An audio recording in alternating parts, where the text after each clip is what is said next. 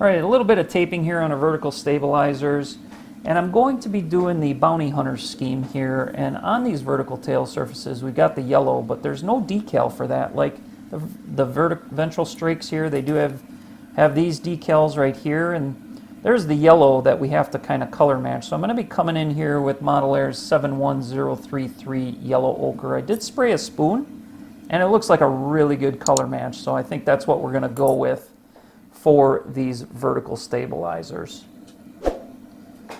So sometimes you got to do that. Of course, using some airbrush here, airbrush thinner.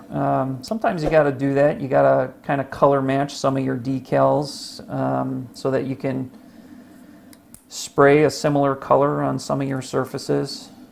Sometimes that requires mixtures of different colors. Sometimes you'll find a color that is a good color match. You know, either way, experiment with it a little bit. Use some spoons, spray a paint mule or something to get a good color match. Or sometimes it doesn't have to be an exact color and you can just come in and fade it in with some oils or something later on.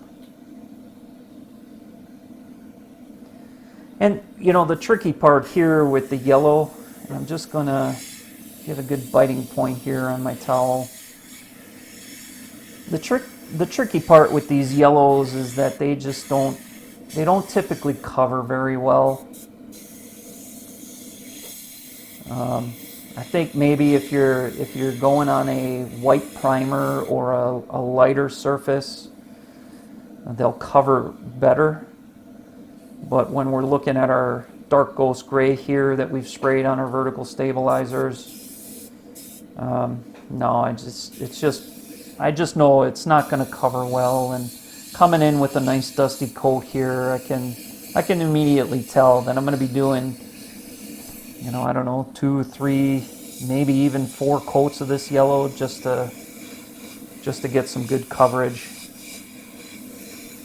So a nice misty coat, a little cut to air.